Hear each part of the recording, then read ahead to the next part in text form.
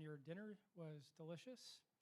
I know I enjoyed my crab and my filet. I didn't tell my wife what I was eating tonight because I didn't want to get her jealous, although I did tell her I was having dinner, so don't make anything for me. But we're glad you're here with us tonight, and we're really excited to have a local gentleman to kind of speak to you this evening.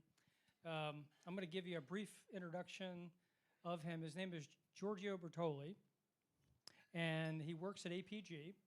And he's been working at APG ever since they moved down from Fort Monmouth some 10 years ago. And the cool thing about Giorgio, besides him having a 10-year-old daughter, who is also here with him, who is a Harford County student at Hickory Elementary School, and I've been learning about their possible camping adventures in the next few weeks. I was amazed that they're a family that still does tent camping. And I said, wow, you guys are really brave, and go out there with just the tent and ready to go. So Giorgio, not only a family man, not only has students in the county, but a Department of the Army professional as well. And we asked him to come and speak to you tonight to share probably what your future could look like. And right now, you're just kind of building the foundation and planting the seed, for that future, whether you're in high school or you're in college. So it's with great pride and my honor to introduce to you Giorgio this evening as he presents to you some refreshing remarks that'll probably bode well given the achievements that you've already accomplished. Giorgio, welcome. Please come up. Thank you. So first, I want to just express my congratulations to everybody who's receiving an award today, mentors, teachers, and students. I'm not going to talk for too long. I have about 15 minutes or so. And I'll tell you, so this presentation is more geared toward the young people in the room, though I'm hoping I can commiserate with all the older folks like myself as well. Right? Age is just a number, right? All right, let's see if this works. All right, very good. So this is me. I'm not going to read it to you. Bill already did a great job introducing me. So I have been doing this for a while. So any small words of wisdom that I can provide you, I will take it with a grain of salt. But we'll go from there. Now, what I do want to talk to you about, though, right, is just the world we're in, right, where we came from. So this thing we call the information age, right? What is it? When did it start? How did we get to where we are today? And where are we going? Right? That's probably one of the most interesting things, especially for the younger folk in the room, right? Where are you going?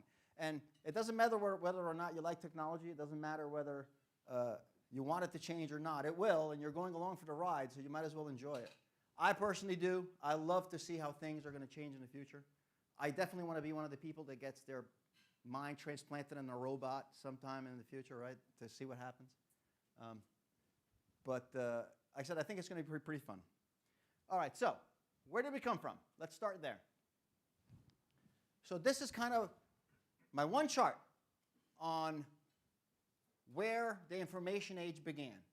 Right? So the first point that I like to make in this chart is that especially some of the younger folks in the room may take it for granted, but it's not that old.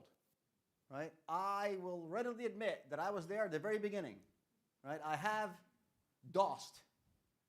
I did own a Commodore 64. That's 64 kilobytes, by the way, not megabytes, kilobytes of memory. It was fantastic. It was awesome. It took like 7 hours to boot. Right? And then, we kind of plodded along a little bit, right? You'll notice, right, Cisco, a ubiquitous company, didn't actually happen until 1983.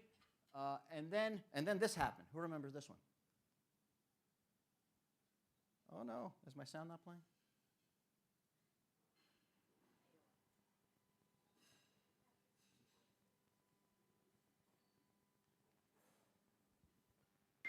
There it goes. There it goes. All right? So the young people didn't understand a word of that, right? This is only for the older folks in the room, right? There was actually a time that you actually had to dial into the internet.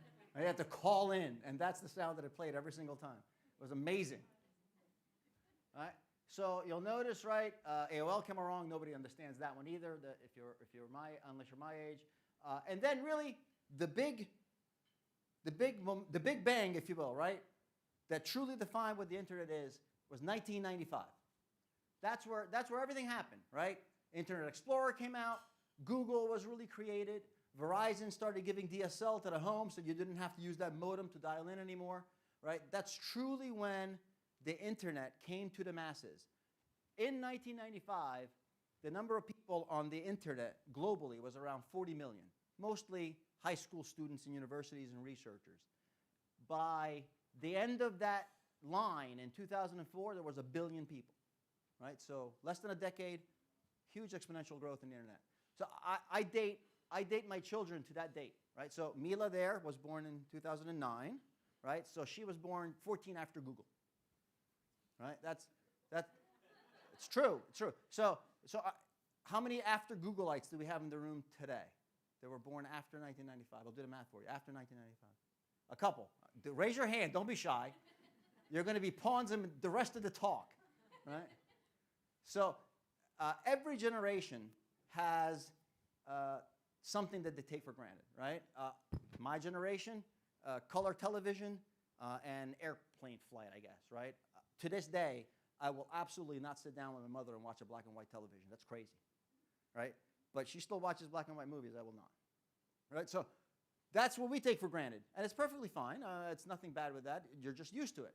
What you guys take for granted, though, is it's really powerful, and you guys really do not know what you have, and that is ubiquitous, constant connectivity to anybody and everybody, and constant access to information, right? So my son has friends that he's never met physically, just online. Oh, it's my best friend. Where is he? Wisconsin. I don't know, right? Right? So that's amazing, right? And then information. Let me give you a story, right? There was a time where you and a loved one would be sitting on a couch watching television, and there would be somebody on TV, and they're like, "Oh, hon, we know that person. What else was that actor in?" And she would go, or they would go, "I know, I just can't remember right now." And the conversation ended right there, right? There was no follow-up, right? And maybe you were really excited 2 days later when in the shower you remember who it was and you would share it with your loved one, right? I remember now, right? So unless you had a stack of like TV guides for the young people, TV guides were actually paper books that would tell you what was on TV, right? There was a time where we would go into our caves, and while making fire with sticks, we would peruse the TV guide to find out what was on television. Right, so I understand you take it for granted, but cherish what you have. It is an amazing tool, but it is a tool. I do want to caution you not to get too over-dependent on it and let it do your thinking for you. I'm going to tell you another story about my son, which it just drives me crazy, right? So I'm an engineer. I've wanted to be an engineer since I was a young child. So math is kind of my thing. I'm pretty proud of my math prowess. And I try to instill that on my children to their chagrin. So I'm trying to teach my son an algebra problem. And he goes, "Well, we're allowed to use our calculator on this one." I'm like, "All right, well, that's fine. You can certainly do the computations with your calculator." So this is what he does. He takes out his cell phone. He goes to some crazy app. He takes a picture of the equation, and he gets an answer. All right, that's not using your calculator. I don't know what it is, but it's not using your calculator. Right? It's like we had a long discussion after that about calculator use. All right, I digress. So after 1995, right? Another thing I like to make on this chart, right? You'll notice things are speeding up, right? The reason why it's sparse at the top, it's not because I couldn't think of anything, right? It's because it's supposed to be sparse. As closer and closer we got to the 2000s, the faster and faster things got. If you actually look at the blue text, you can kind of see our supercomputers, how much processing power they can get to. It's hard to understand the numbers. I'll actually talk a little bit about that soon. But every year we seem to be making more and more strides. And we're doing some amazing things. I don't know, did anybody actually see the SpaceX, what's it called, rocket, when it actually landed for the first time on the platform? It was amazing, right? Also, adoption rates are constantly increasing, right? So it took Facebook a decade to get to 1 billion users. It took WhatsApp just 5 years. And I looked it up today. So TikTok was released in 2017, and today it's got 800 million users, right? 3 years, 800 million users, right? So it's all speeding up. And last but not least, like I said, now the next thing we're going to do is we're going to look a little bit about the future. And what I want to tell you is, take everything I say with a grain of salt, right? Because if somebody asked me to predict all of that in the late 2000s, back in 1980, I would definitely have gotten it all wrong, right? But there are things that are emerging that I think generally you can bet on, right? So let's talk about some of them. So number one, who here has heard of Li-Fi by chance? Anybody? You heard of Wi-Fi. Have you heard of Li-Fi? Yeah, Li-Fi, a couple of people, all right? So basically it's Wi-Fi but with light, right? So if you think of all those LED light bulbs you're buying, those things can actually blink on and off incredibly fast so that you would never perceive it. And they actually can blink on faster than what your Wi-Fi can do. So you can actually get better bandwidth with your light bulbs than you can with traditional Wi-Fi. Now, it's not quite out there yet, but it's coming, probably in the next 3 to 5 years. This next one is my favorite. There's a little robot right there. So there's a whole push right now. It's still kind of young, but there's a whole push for digital pets, right? Kids love robots. You love robots, right? Everybody loves robots, right? And so you have two types. You have these guys, which are basically, you know, digital play friend, right? Like a dog, right? They got lovely videos of them playing with your child and reading them stories and playing hide and seek. And some big companies are getting into it. Like, this is Asus, the big computer company. And look, some of the parents, I'm sure, are like, I can't replace the family dog, but you know, there's advantages. For the same price of a dog, you don't have to feed it, you don't have to walk it, you don't have to have the whole, you know, Spot had to go live in the country conversation, right? It's got some pros. It's got some pros, right? And then you have these guys right here, which are basically Alexa on steroids. Introducing Jibo, the world's first family robot. Say hi, Jibo. Hello, this is the part where I kill you. That last part might have been doctored a little bit, right? But that's what it is. It's basically putting a better personality on your Alexa device, if you have one, right, to be more interactive. And all of these are coming, and they're going to be kind of fun. I personally can't wait. I'll be the first one to buy them. Then, of course, you got the big ones, right? Augmented reality is already here, but it's going to be integrated in like your vehicle. Self-driving cars, you may love to drive. It's going away. It's going away. So my daughter is probably still going to have to learn to drive, right? But I guarantee you her children won't, right? You might have the option to, I guess, but it's going away. Rosie the robot. You guys remember Rosie? The young people don't, I'm sure. You have no clue what Rosie is, right? So those are coming too, right? So robotics are definitely making strides. So here's one I wanted to show you. I always think it's fun. There is an organization called the World RoboCup. Has anybody ever heard of RoboCup? So it's a non-for-profit. It's a global organization, and their mission statement is by 2050 they want to field a robotic soccer team that can beat the World Cup soccer champions. Right? That's their goal by 2050. And every year they have a competition. And for the most part, some teams actually build their own robots, but for the most part, they all use these guys right here. These are not toys, right? These are you know, about 1.5 feet tall. They're about 10K, right? But universities can buy them relatively cheaply, 10K. They're fully programmable, right? And you can get these things to play soccer, right? So I would like to show you the first 18 seconds of the very first match of the 2019, actually it was 2018, RoboCup soccer game.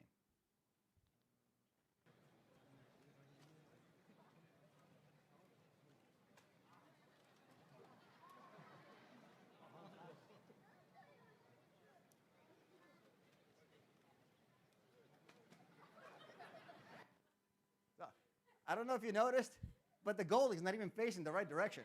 He's like staring into the net, right? So clearly, if you're a soccer fan, I don't think Manchester United is sweating it right now, right? However, don't forget, right? These are commodity hardware. It's really all about how good you can program, right? So so this is, once again, this was the very first game. We still got some scrubs in the field, right? Let me show you now the last 4 seconds of the actual championship game.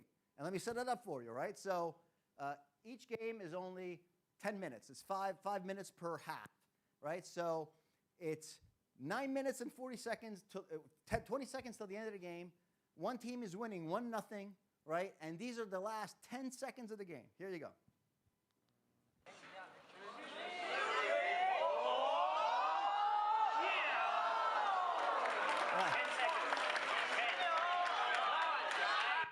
So perhaps you do not appreciate how awesome that is. But that is awesome, right? That poor guy in the back with his hands on his head, he's like freaking out. He's on the losing team. He just thought he had a goal, and that goalie saw that ball, right? He saw the ball coming and was able to actually dive to block it. That is actually pretty amazing, right? All through software. Same exact robot through software, right? And once again, and these are toys, right? If you actually go on YouTube and you look at actual robotics videos, there are some amazing things that you can actually do with robots nowadays, and they're only getting better and better. All right. And then we keep going, right? Now we really start projecting out into what could be, right? So 3D printing, of course, is already here, but we're going to actually be able to start really 3D printing stuff, right? New materials are coming out. We can actually 3D print metal now to some extent. We're going to be able to 3D print body organs in the future, right? So there will be some time where somebody is going to get a 3D printed heart or a 3D printed liver, and it's going to be pretty amazing. Quantum computers, I'm still kind of skeptical, but eventually it'll happen. Something will happen. IoT, who's here heard of Internet of Things? I'm hoping everybody's here heard of Internet of Things, right? Where you have all these little devices out there. There's a new thing coming called Internet of Nano Things.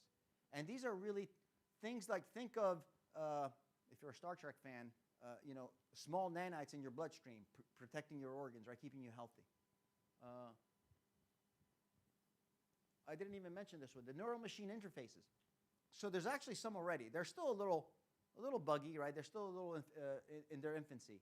But there's actually a pretty amazing YouTube video of a reporter who puts on a neural interface harness and actually gets on a plane with a pilot, of course, right? But then when they're in the air, just by thinking, he can actually control the aircraft and bank it left and right? Just by thinking. Not a pilot, a reporter, right? So that's pretty amazing what they can do. So the mouse eventually will go away, and we're going to have all new ways to interface with our devices. And so on and so forth, right? I threw in Mars in there, and then true AI, and then I don't go beyond that because we're all going to die Terminator style anyway, so it doesn't matter. Right? At least I'll be dead by then, but you young people, you will be servants to the overlords that are your robots. All right, and my last slide, right? So I have to end on some advice, right? It seemed almost compulsory to do so, right? So some advice. Like I said, take it for what you will. So let's go through them. Number one, clearly pretty simple, right? Study something you're interested in. Now notice, I said interested in. I didn't say super passionate about, right? Interested is good enough, right? You have to make some choices, right? Is it interesting? Is it something that's going to give you, I'm preaching to my children here, right? Is it something that's going to give you the financial stability that you want to have in your life, right? So you may love French poetry, but is that going to give you the financial stability you want in your life, right? But you definitely want to do something you're passionate about, right? So pick something you're interested in, right? Pick a topic you like. Here's a big one, right? Especially if you're thinking about a STEM field but you're kind of on the fence.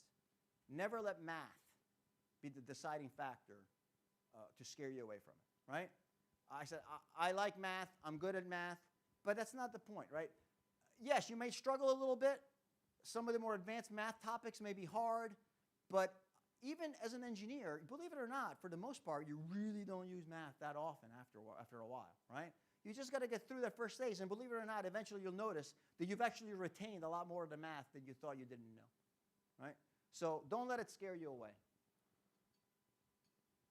Writing and public speaking are fundamental.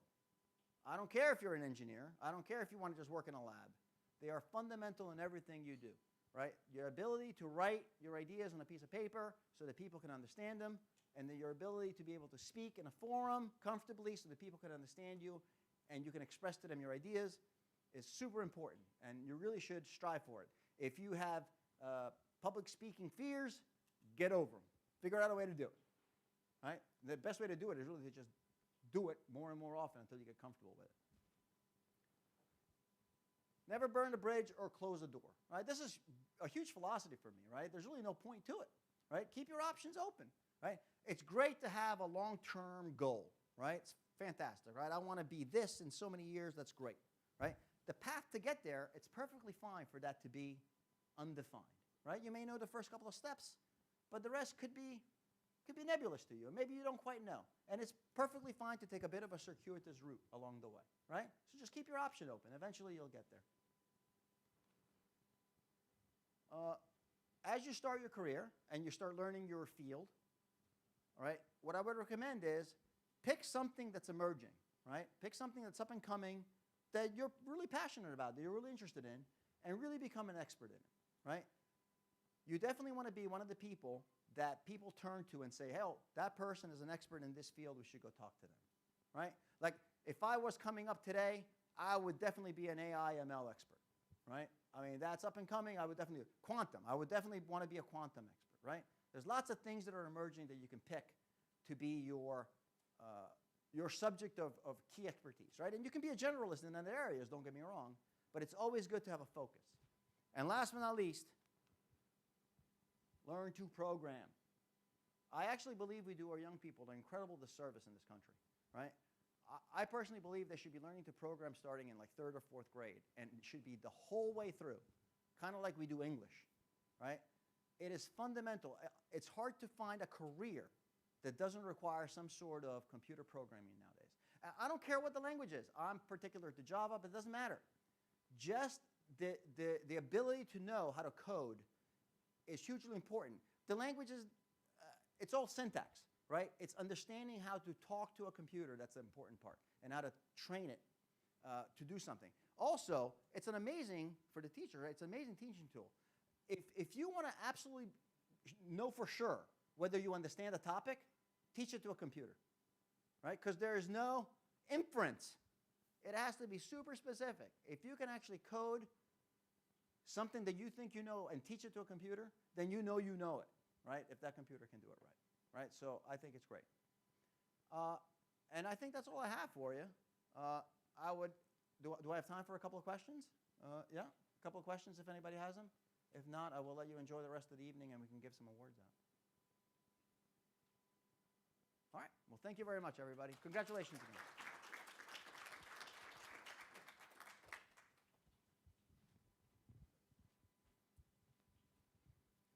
Thank you, Giorgio, for bringing your daughter and yourself and spending your dinner and your evening with us tonight. We really appreciate it. Okay, so now is the time hopefully you've all been waiting for.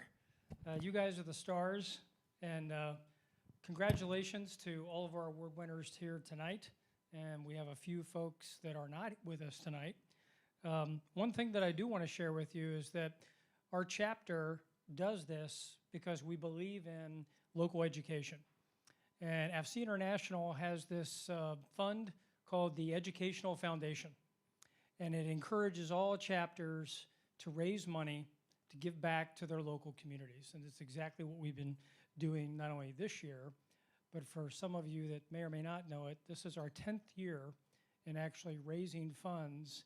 Some of you have been here before, or maybe you're familiar with awardees at your schools.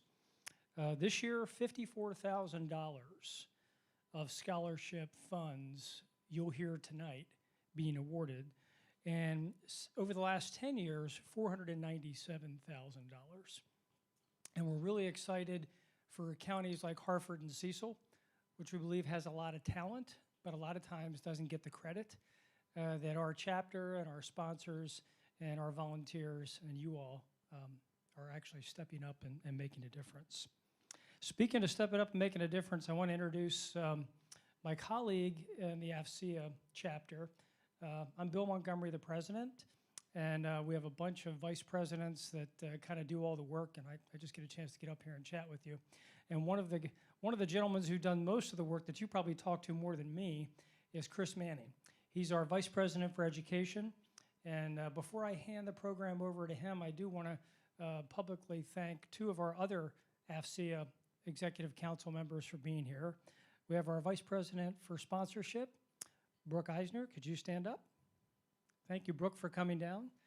She takes care of all of our sponsorships, and without the sponsors, we really wouldn't have the funds that we need this evening. So, Brooke, thanks so much for being here. And then we have our vice president for publicity, and I also kind of like to say outreach, which is Jess Tayson. She's in the back. Probably see her with a laptop and a camera and some other digital things that I probably don't understand, but we're glad to have Jess here with us tonight as well. Thanks, Jess, for all your work.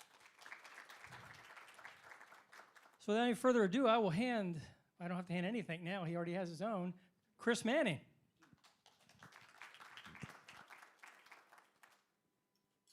Good evening, everyone. Can you hear me? Yeah? All right.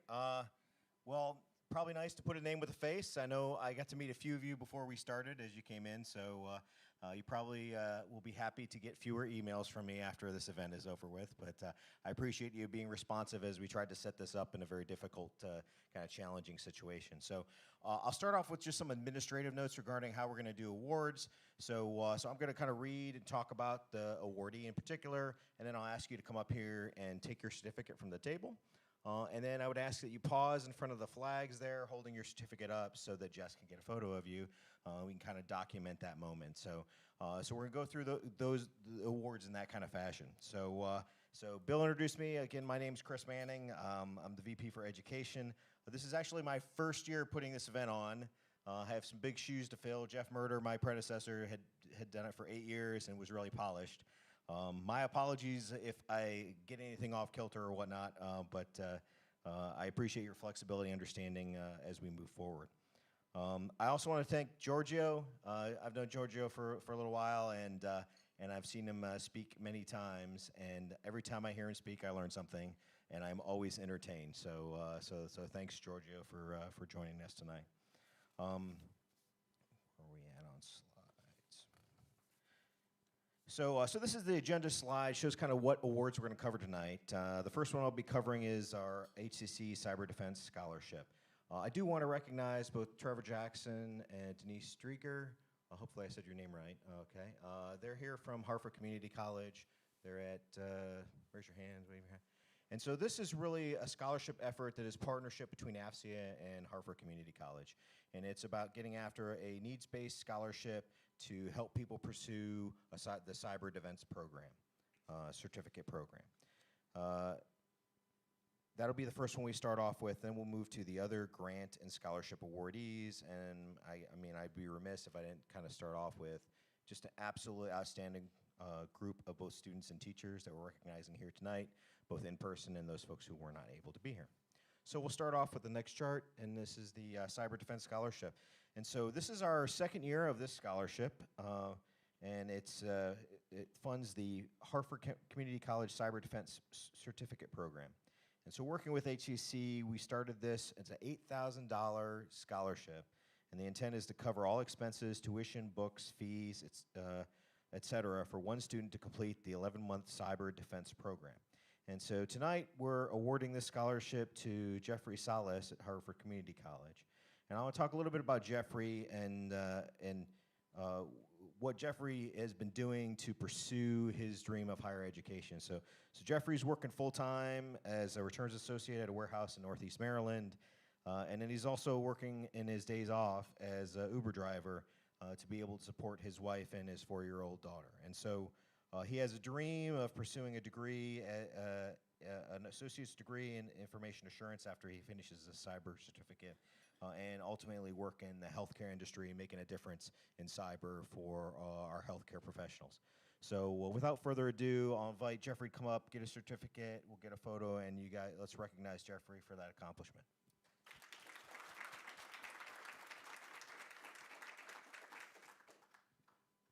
Thanks, Jeffrey. It's right there on the end of the table there.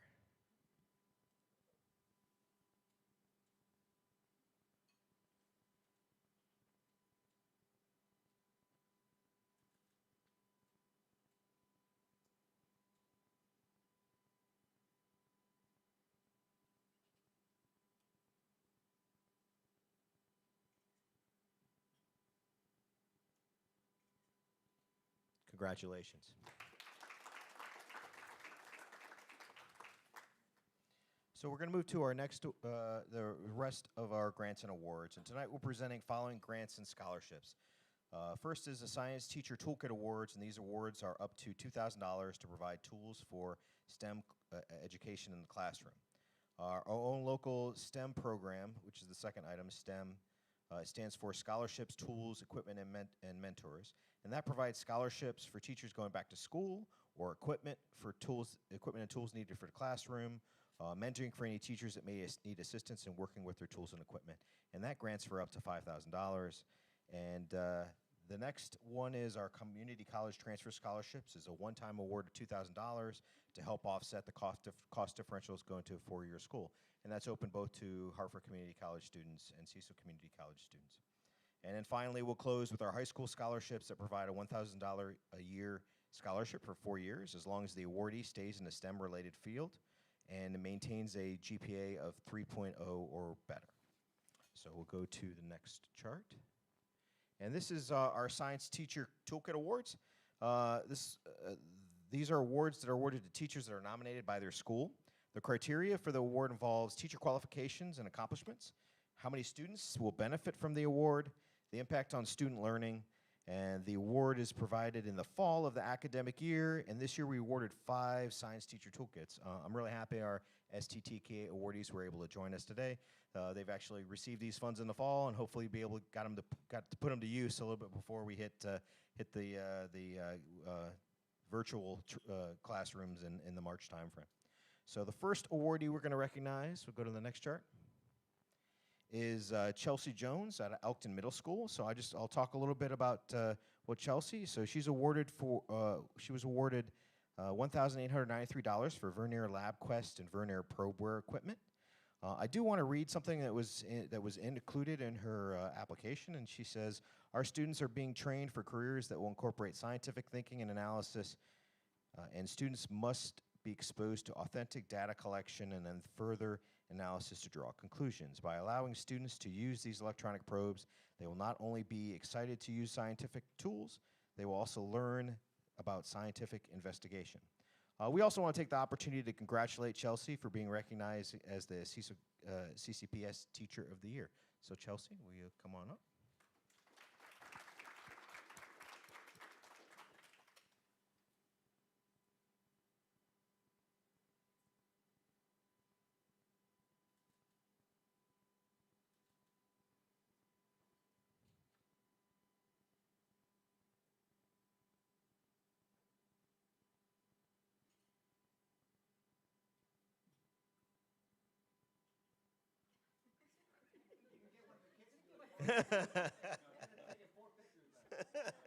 Congratulations.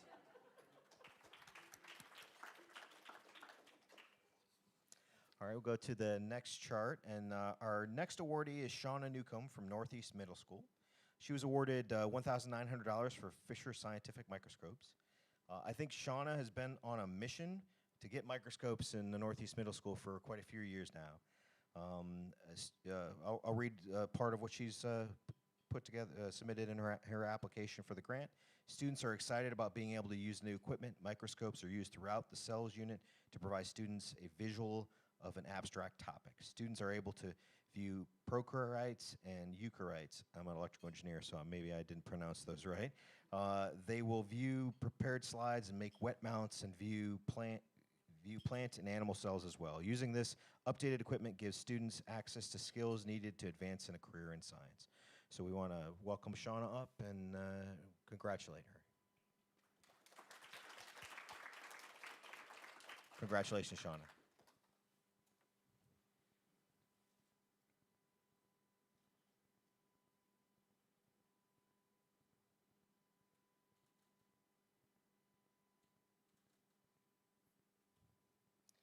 This is just feels so awkward not shaking your hand. But congratulations. We'll go to the next award. And our next awardee is Linda Mitchell from Patterson Mill High School. She was awarded $1,054 for a FlashForge 3D printer. And she said in her application, "I currently have over 30 students in a very active engineering club at Patterson Mill High School. another unique set of students, and more than half of them are female. Their eclectic interests have included bringing robotics and programming instruction back to our school. And so we hope that this grant will help you continue to foster that interest in that particular area. So we welcome Linda up to receive her award.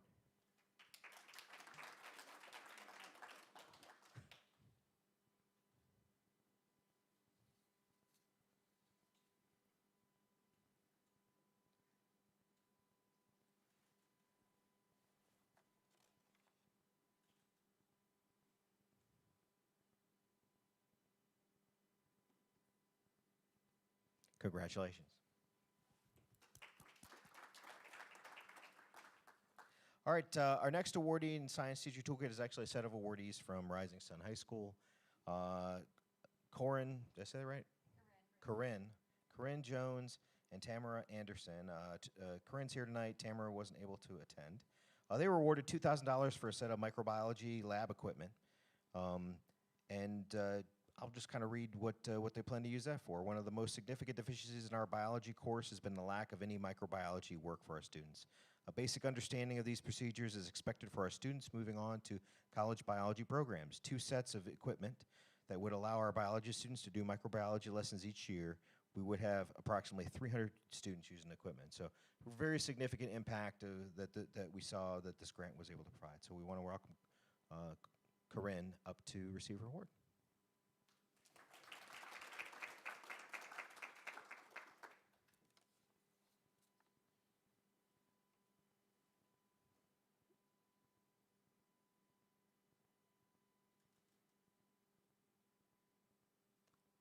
Okay, congratulations. All right, our final STTK awardee is Mark Evans. Unfortunately, he wasn't here to be able to be here tonight, and he was awarded $1,054 for a Flash Forge 3D printer to support the Science and Math Academy at Aberdeen High School. So just a closeout round of applause for all our STTK awardees. Go to the next chart. Our next award category is our STEM Awards. This is a program that's unique to our chapter. It was started with a generous donation from one of our sponsors. With tonight's awards, this program alone will have provided over $155,000 in grants to local schools since 2011. This flexible program can provide scholarships to teachers as well as tools and equipment for their classroom. The criteria for this award include number of students impacted, filling the gaps in STEM education, and enhancing student interest and excitement in STEM. Today, we have 2 STEM awardees. Go to the next chart. So our first STEM awardee is Carrie Ann Kazirsky. All right, it looks like I got it right. From Northeast High School, and she was awarded funding for a MakerBot Replicator 3D printer and a Vernier LabQuest 2 equipment, a grant of $4,787. And what Carrie writes is there's simply not enough 3D printing capability at Northeast High School to meet the demands of both Project Lead the Way and STEM students in a timely manner. This lack of technology access is limiting STEM student project choice, prototyping, and exposure to 3D printer. So Carrie Ann, we hope that this grant will help alleviate some of that lack of capability. So we'll welcome you up front.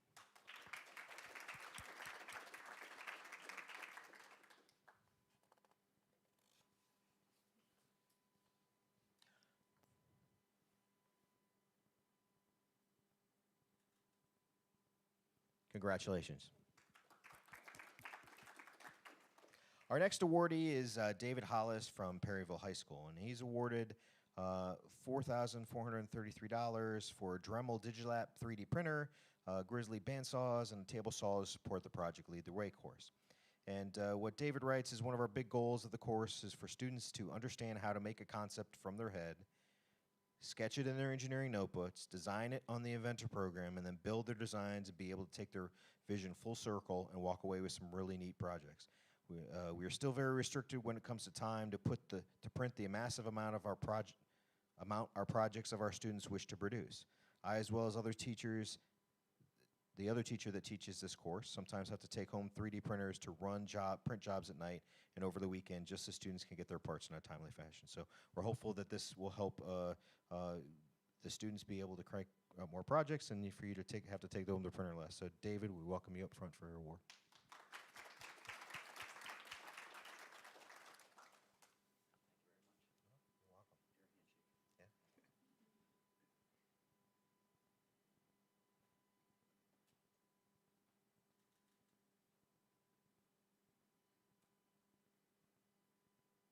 Congratulations.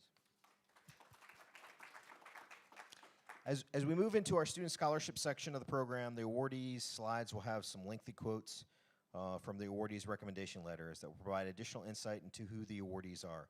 I encourage you to review them as the students come forward in recognition, and I'm going to read some snippets from those as well. So our next scholarships are for our community college transfer scholarships. The criteria for these scholarships include graduate from a community college going to a four-year school in a STEM major and a solid academic performance, as well as 2 letters of recommendation. We awarded 2 transfer scholarships, and both recipients are from the Hartford Community College. We'll go to the next chart. So unfortunately, the 2 community college transfer scholarship winners weren't able to be here tonight. They're both from Hartford Community College. Our first recipient is Brianna Miller, and she'll be heading to Widener University this fall to major in biomedical engineering. And our second recipient is Julianne Nurinsky, who will be heading to Towson University this fall to major in applied mathematics. We congratulate both of them for their academic success and are inspired by their drive to use a STEM career to make a difference in the world. We wish them the best as they continue their education. So let's give both of them a round of applause.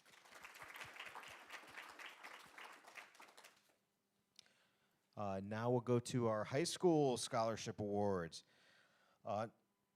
The criteria for these awards is listed above. Again, we're very pleased to recognize another exceptional group of awardees this year. These awardees finished what we all must recognize as the most stressful high school senior year in any of our lives.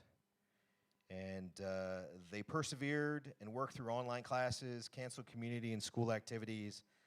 I have no doubt that the challenge that each of them lived through this year will resonate with each of them, making them one of the most resilient generations probably our nation has seen in quite a long time.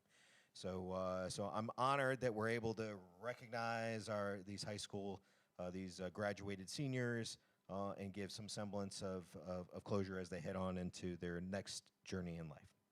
We'll go to the first chart.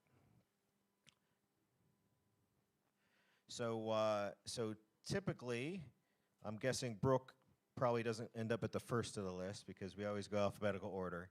I was fortunate. My wife's maiden name is Webster, so she always reminds me you need to start reverse alphabetical order every once in a while, you know. And so we're starting with Brooke, and so we're recognizing Brooke with a scholarship. And one of the part that jumped out to me as I looked through the letters of recommendation is from what one of Brooke's recommenders wrote. From what I have seen, there is nothing Brooke can't accomplish when she sets her mind to it, doing her work and duties with enthusiasm and dedication. Now, Brooke will be heading to University of Maryland this fall and majoring biology. We'd like to welcome Brooke to come up to get our award.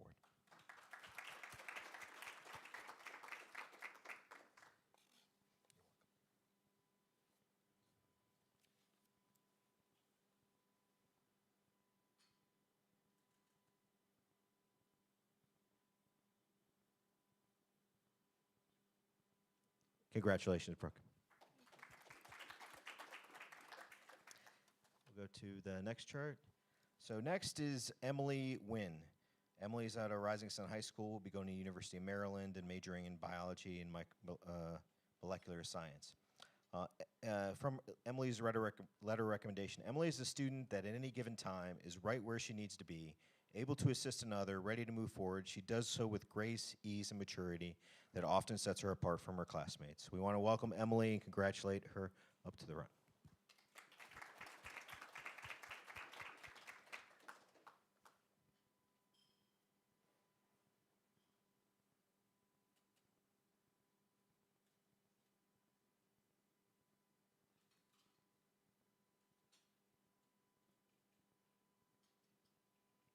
Congratulations, Emily.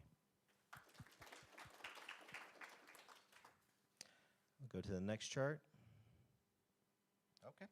Our next awardee is Jonathan Blanks from Bohemian Manor High School. He plans to, he's attending University of Alabama I think he's going to learn the term roll tide, right? Is that? And he's going to study and major in chemical engineering. And from Jonathan's other recommendation is Jonathan seems to be one of those students who works extremely hard in school, and this is why he's been successful. He's also one of those students who seems to like the challenges of learning. I believe that's what's going to make Jonathan successful in college and life. He knows what it takes to work. It takes hard work to be successful, and he's not afraid of hard work. So, Jonathan, welcome up front.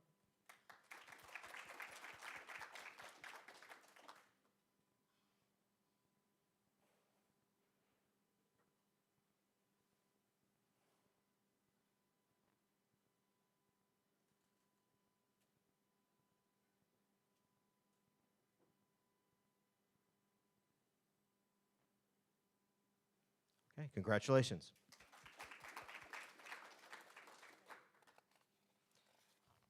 So our final 3 high school scholarship awardees unfortunately weren't able to be here tonight. I would like to recognize them. So first is Samantha Brown from Rising Sun High School. She'll be attending the University of Maryland, majoring in statistics and actuary science. Next is Caleb Johnson, also from Rising Sun High School, and he'll attend the University of Maryland, majoring in mathematics. And then our final recipient, Taylor Suzik from Bohemian Manor High School, will be attending University of Maryland, majoring in biochemistry. I would like to ask for one round of applause for these 3, as well as all our recipients and their accomplishment.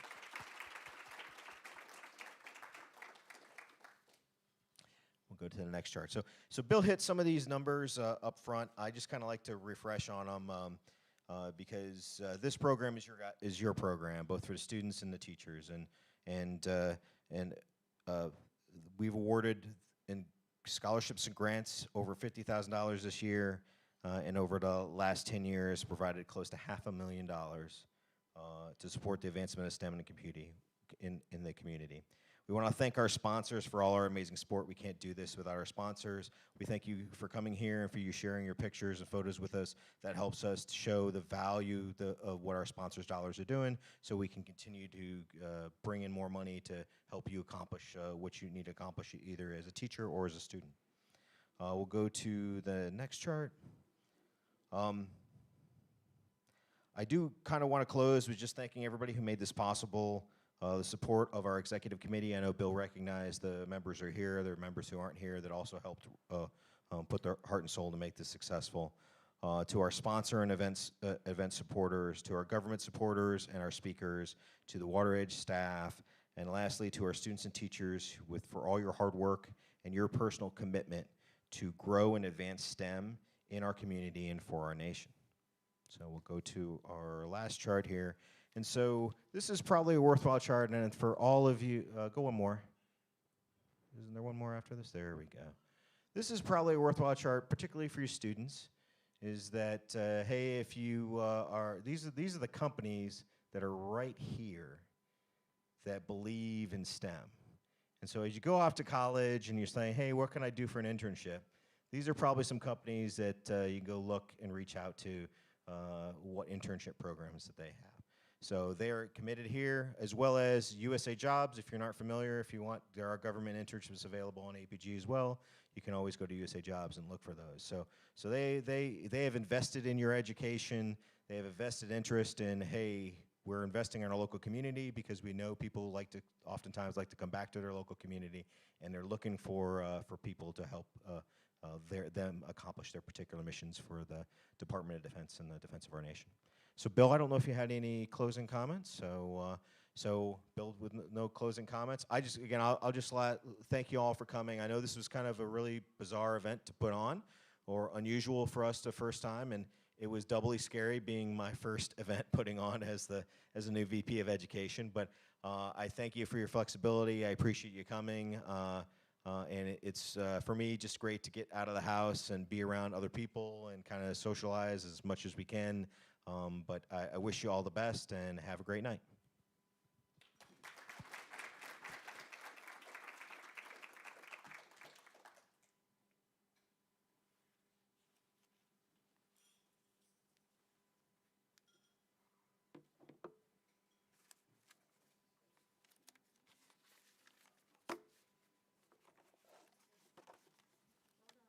Thank you. we'll do virtual. Yeah. Yeah. All right. So- anything else for me? So I think we mailed the check. Did you know if you got it? I haven't been in this week. I've Okay. been off, but I'm sure it's there. Okay. Yeah, Laura is our new treasurer, so I sent her a list of all those. That's the first cut for all of, Great. so that $12,000, $8,000 went to community or to the transfer scholarship. So I look forward to doing this for a while and getting a little more polished like Jeff was after doing it 8 years. So Trevor, thanks so much for coming.